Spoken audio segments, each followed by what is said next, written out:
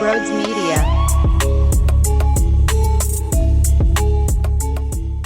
Yo, what's going on, everybody? Welcome on into Sports Talk with Brodes. Darius Slay has been released. A very emotional time.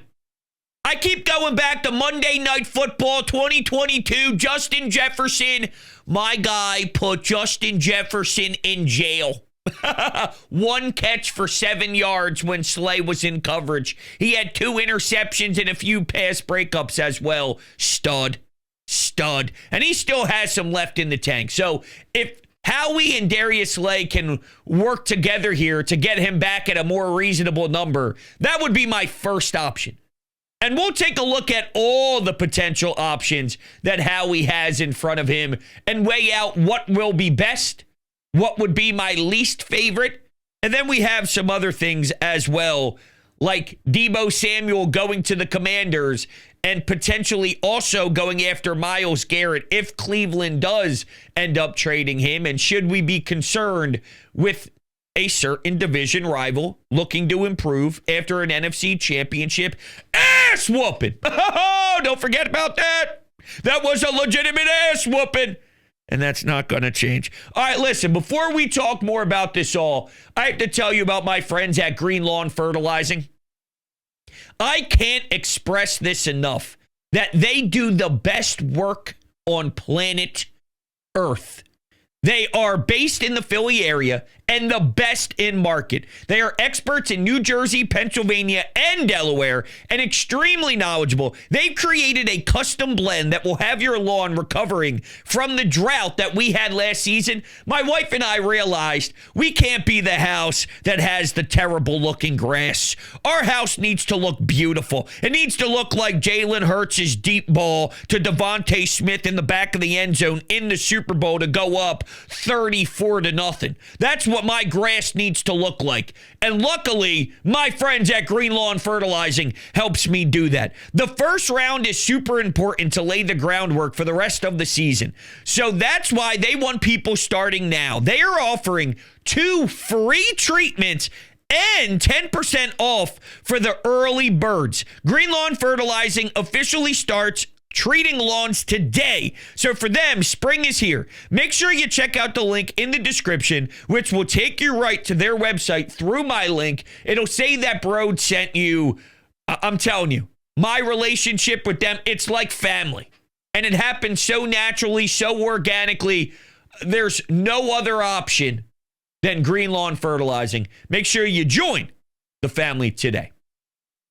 All right, so let's walk through the options a little bit, with option 1 being flat out Darius Slay returns. And here's why I think I would lean in that direction. I think he could still play. It kind of reminds me of Fletcher Cox, because when Fletcher Cox was definitely dwindling down, we always held him to this standard of Fletcher Cox when he was 25 years old, in the best shape of his life, arguably the best defensive tackle in the league, and nobody can ever stop him. Now, maybe he wasn't giving you that on a night-to-night basis, but let's not act like Fletch wasn't still kicking ass during his last few seasons and his last run. That's Darius Slay now. Sometimes, and he is a weird figure because he's very vocal.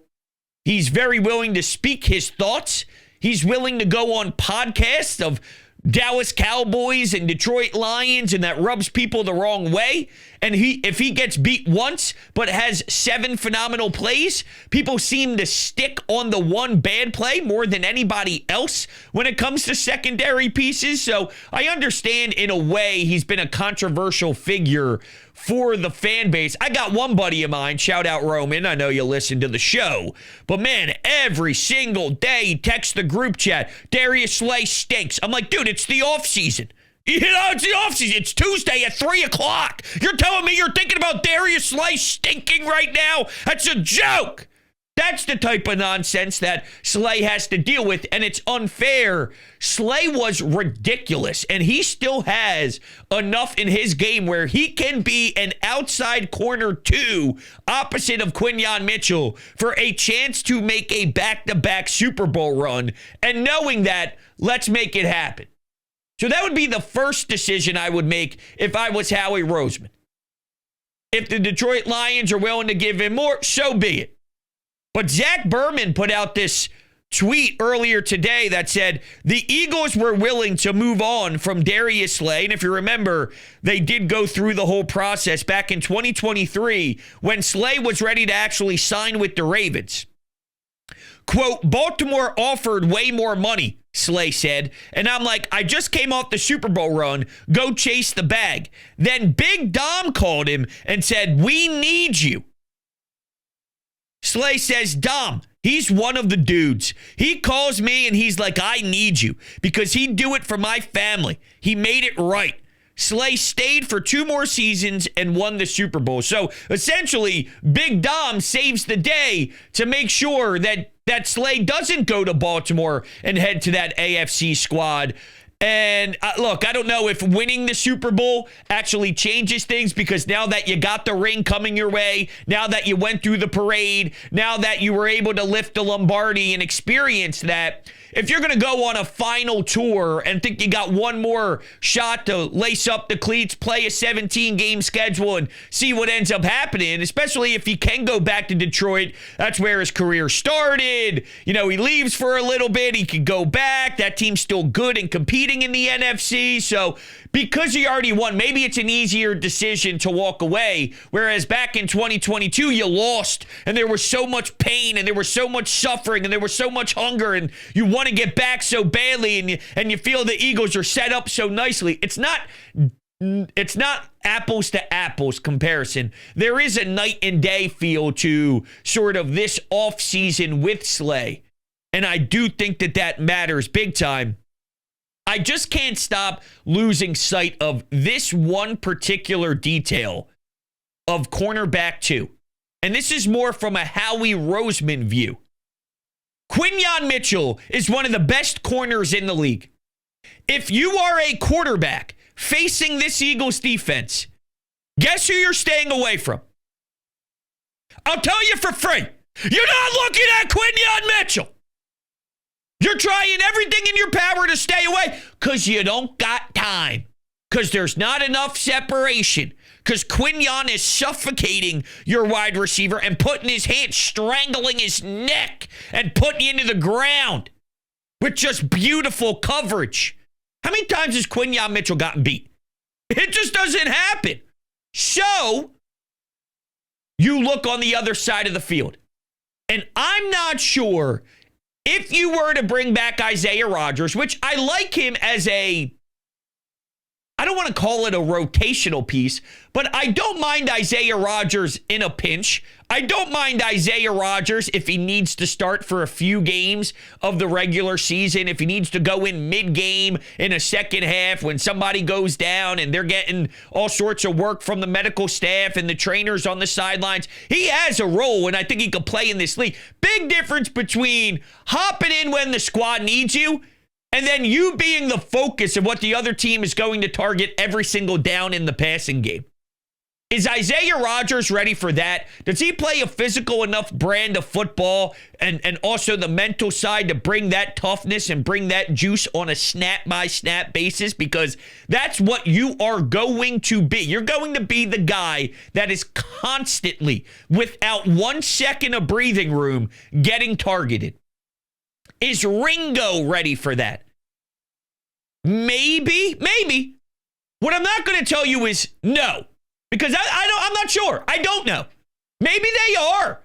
And maybe they want to get youth because they don't like the idea of Slay going into a game, leaving a game, taking a few snaps off, leaving the game. We've seen that, right? That is definitely part of the Slay experience now, which is the Jason Peters style of this guy's hanging on by a thread, but not to that level because I don't think Slay's hanging on by a thread, but I do know he bounces in and out of the game.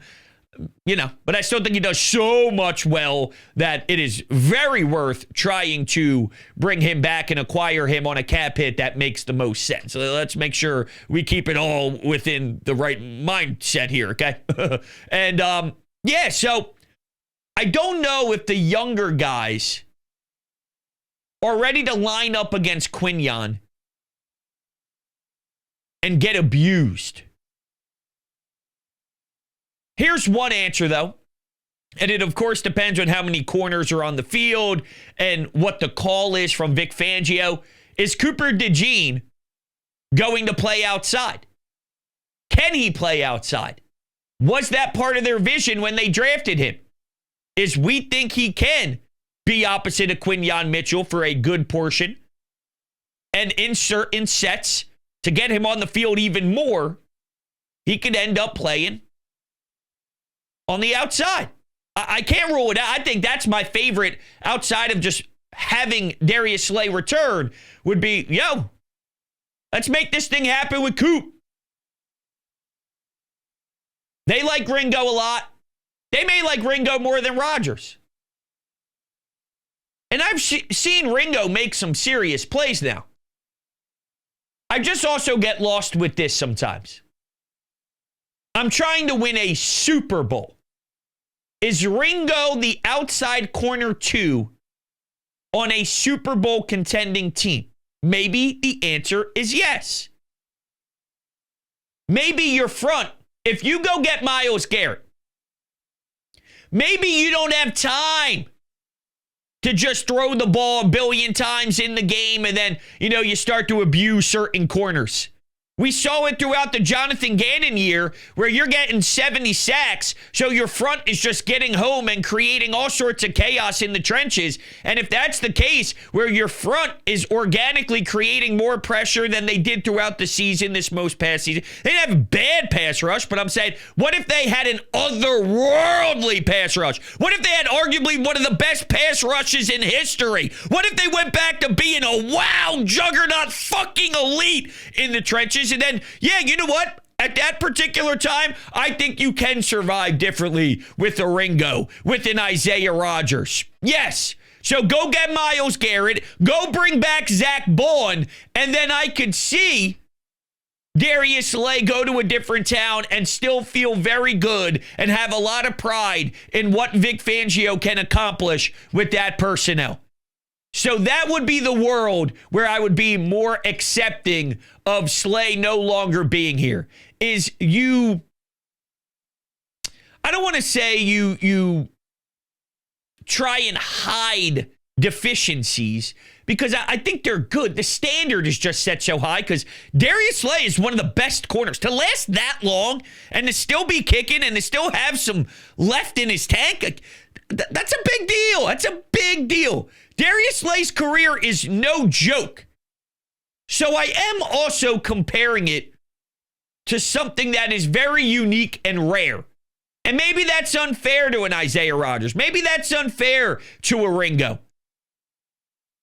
Maybe this is what happens when you win a Super Bowl and my mindset is so skewed because I have one goal in mind and I feel because it happened one way, it needs to happen that way. And that's where my brain automatically goes to. But there's many different ways to build this. And if you didn't play on the shittiest field to ever be made in Arizona, then maybe your pass rush could have actually delivered in the Super Bowl. You go from having 70 sacks to I can't get any traction and can't get any sort of pressure on the quarterback. That played a role. So if you still build that way again and you start to believe in more with the trenches and you go out and make a splash with Cleveland, maybe that's what you do. Slay's a leader, though. And there's no doubt for me that what he was able to provide from an everyday at practice standpoint, from a locker room presence for a Quinyon Mitchell. Remember those stories about Q early in camp lining up against A.J. Brown and he's talking all types of trash and he's saying that A.J. Brown's routes are garbage and he was willing to get into Devontae Smith's face and all. When you're Darius Slay and you're a vet in the league, you've been around forever, you've seen a bunch of young corners come and go. The Eagles finally select one in the first round, which we've been begging for quite some time. He comes from Toledo of all schools, so it's not as if it's someone who's been on, CBS, ABC, Fox, on whatever, these big networks and playing for these big schools that everybody studies nonstop. So you kind of are trying to figure out exactly who you drafted, what you have here, what type of player he is. And Darius Slay realizes real quick that that's the attitude and edge this kid's bringing. And you don't think there's a correlation between big play Slay and all that he's been through, everything that he's seen in tape, everything he's seen on the field, all the route running he's been defending against, there's definitely a damn correlation between Slay being here and Quinyon Mitchell's success. And not just Quinyon. Anybody in that secondary, any of these young DBs, any of these corners. So it's a really respected voice. And again, it may bother some fans how he says certain things and his energy and his personality, but it's a grind of a season. There's the Lane Johnson leaders. There's the Jalen Hurts leaders. There's the A.J. Brown leaders. There's the Jordan Mailata leaders. There's a lot of different style of leaders. And one thing that I think is important, especially through a season where it's so week to week, you could lose a game, feel so down, you could be up 14 points, blow a big lead in the second half. There's a lot of negativity on the plane ride home and this and that. And then you have the goofy side. Then you have the leader that, brings the personality, can lighten the mood, is also strict when it comes to playing ball, knows what happens unacceptable, but also understands we got 14 more fucking games.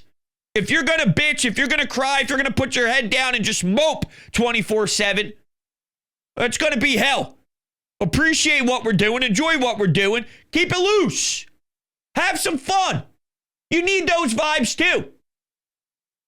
And Slay is such a unique personality that not anybody can just walk through those doors and have it. CJGJ does in a way. Again, not apples to apples, but in a way, I think he keeps it loose. He's funny. He's goofy. He's obnoxious. Teammates love him. Energy is always a certain type of way. So maybe you can organically make that shift to a CJGJ, for example. Another secondary guy. Been around for a while. Not only that, it seems wherever he does go, there's success. Whether it was Eagles, Lions, back with the Eagles. So there's something to that. Just a few of my early thoughts here on exactly where we stand with cornerback 2. Okay, we'll move to Debo Samuel and what this means for the landscape of the NFC East. Also, apparently the Giants are looking for a specific veteran quarterback after missing Matthew Stafford, which is also so Giants of them. Before we do that, though, my friends at Garage Beer are the best, right? That's the beer that I love more than any beer. And it's 0% IPA, it's 100% light beer, and it's 1,000% quality. DrinkGarageBeer.com. What I'm thinking about is watching a football game on Sunday, seeing the Kelly Green uniforms run out the tunnel. It's at the link, or how about this? You know what? Screw that. It's the all-black Sunday night football game where you're rocking the black bucket, the black jersey, the black pants. It's dark outside. It's cold. It's December. Oh, dude. And you're going, yo, go grab me a beer. Your buddy walks to the fridge and he comes back with 6 garage beers and just plops them down and goes, have at it. You pop one open, you hear the ch-ch-ch, and then it guzzles so nicely. There's no better beer out there. DrinkGarageBeer.com. So Debo Samuel to the Commanders. I don't care. That's my thought. Good for you. I don't think he's anything spectacular. I don't think he's anything fantastic. He's a pain in the ass. I think between him and Lattimore, you got some douches in the locker room. I believe a lot of what was so successful with Debo 3 years ago, let's say, when he's popping, what was it? 1,400 yards receiving, and then he had a bunch of rushing yards as well as back in 2021. I'll get the exact numbers for you. But how much of that is how the San Francisco 49ers played? Do you think that this offense in Washington is going to have the same sexiness and creativity that San Francisco had? It was back in 2021. He had 1405 receiving yards. He had 365 rushing yards. So a 1,700-yard season, almost an 1,800-yard season. That was also, at this point, it would have been 4 years ago. He's okay. The last thing I think is, oh, wow, the Eagles are screwed. Wow, they are toast. Here's where things get fascinating, though. If they somehow do snag Miles Garrett, and this is something I asked on WIP, not that I think it's right, but I just want to put you in the shoes of Howie Roseman, similar to what I did asking with CB2. What would you do if you're him? If you are the GM of the Eagles, and you're already invested in potentially getting Garrett because you know he's going to help your football team. First and foremost, it's about how does he help improve my team more than anything else. But is there ever an element in your own mind that we got to make sure we get him, not only because the guy accidentally gets 16 sacks? I'll never stop saying this stat. Over the last 4 seasons, his worst year is 14 sacks. His worst season is 14 sacks. I'm going to say that every single day, every single time his name is brought up, every single situation when it fits. I will tell you that in the last 4 years, his worst season was 14 sacks. We're all rightfully pumped up about Nolan Smith. Between the regular season and the playoffs, Nolan Smith had about 10. If you were to give Miles Garrett a chance to play in the playoffs the way Nolan Smith just did, because he had about 6.5 in the regular season off the top of my head, he definitely abused teams in the postseason. Well, at that point, 16 sacks for Miles Garrett plus some playoff run. You're talking maybe 20-something sacks with the full season and postseason run. That's double Nolan Smith, and we are all rightfully juiced about who Nolan Smith is. Just to put it in perspective on how Hall of Fame Miles Garrett really is. So it's about his greatness more than anything else. But if you are a general manager, do you ever wonder how, if you do miss out on player X, how that can impact your division or a rival who you just saw in the NFC Championship game getting someone that spectacular? And will that push you closer to a number that's irrational, but a number that you'd go, you know what, that would normally be my walking away point, but I'm willing to budge because the last thing I ever want to see is him in a Commanders jersey lined up against our offensive line. Not that our O-line can't stop him, because if there is any offensive line that could, it would be this one. Just a thought, though. Just a thought. Debo Samuel didn't even move any of the betting lines for the Commanders to take a jump in the NFC. And there are traditional positions, quarterback being one of them, that moves lines more than anything else. But for this whole social media push that's going on, you better watch out for Washington. I got to see it before I believe it. This was an okay move. It probably made sense because of where they are with their cap space, and it wasn't as if they gave up a ton of ammo to get him from San Fran. But at the same time, you got to make sure you utilize this cap space, right? Everyone's talking about their cap space. You got to nail it. Do they have the luxury of missing out on a player the way Howie Roseman missed on Bryce Huff? You don't ever see someone have such a sensational offseason after spending that much dough on Bryce Huff.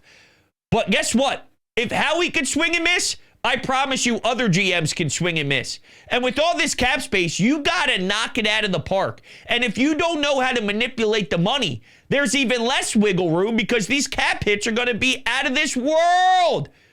So if you screw up and you fuck up and you mess up and these cap hits are deadly and this and that, I mean, you got to truly be so perfect here.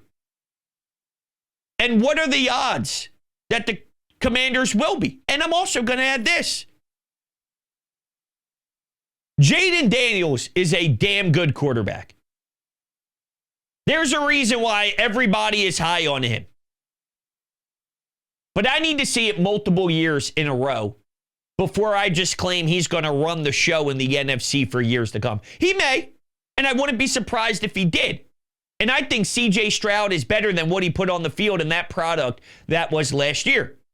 But after his first year was, this guy is such a stud, how's anybody ever going to beat him? Well, I mean, he's very beatable.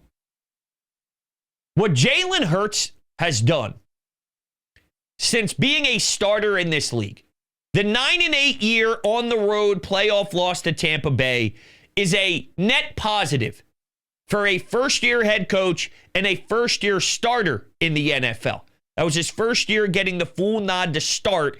Heading into the season, you are our guy. Let's see what you're made of, kid. 9-8. Okay. Super Bowl.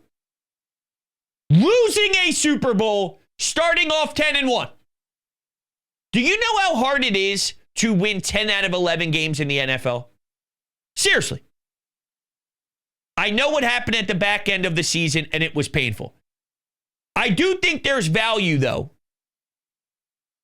in losing a Super Bowl and seeing the team out of the gate that just lost that horribly painful game being 10-1 in 11 games. Then, following the biggest collapse, the next year, not only do they win the Super Bowl, which is the obvious statement, they won double-digit games in a row the following year after having the biggest collapse and winning 10 out of 11 games. That's every year stuff, okay?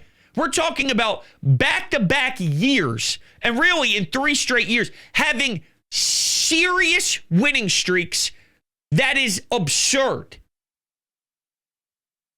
I truly don't know if people know how difficult that is to do, on top of having to deal with all the adversity of the coach being called this, the coach screaming at fans. And I know Nick Sirianni was on Part of My Take, and he addressed some of the stuff about, talking to the fan behind the bench, run the ball, running the ball. It wasn't as bad as maybe we thought it was at the time, whatever.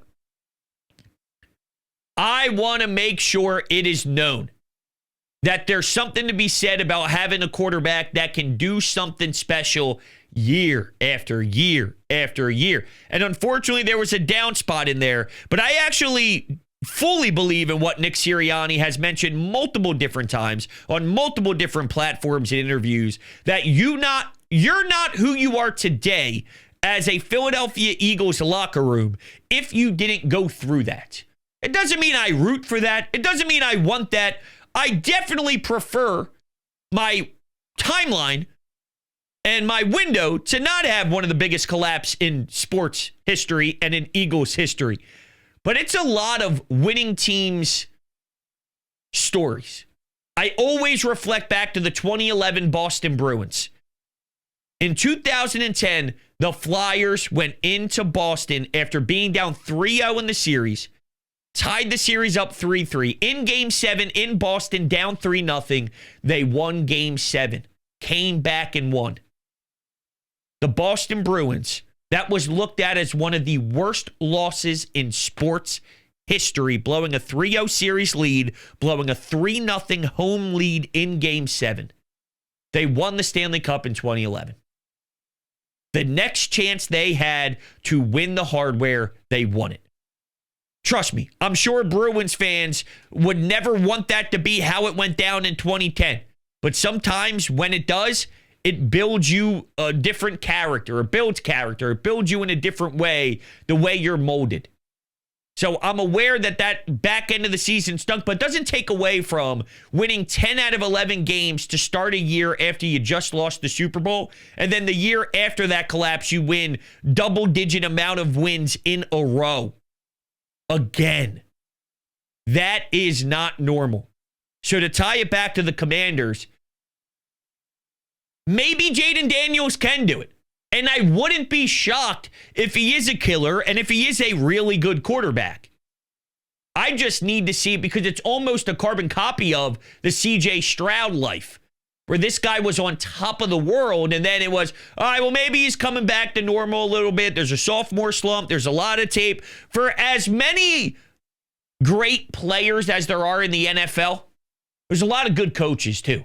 And do you know what those coaches do during the offseason? Do you know what those coaches do when they're at their respected version of the NovaCare complex, or they're at home and they're done dinner for the night, they're kicking back, they're going in the basement, they're putting on the film. They're watching what successful teams did this year. The Commanders got to the NFC Championship game. They're going to see what he did. They're going to watch what he does. They're going to study his tendencies. And look, there were times where, well, you got to force Jalen Hurts to his left. You'll be in good shape. Oh, you got to blitz Jalen. You'll be in good shape. And what happens?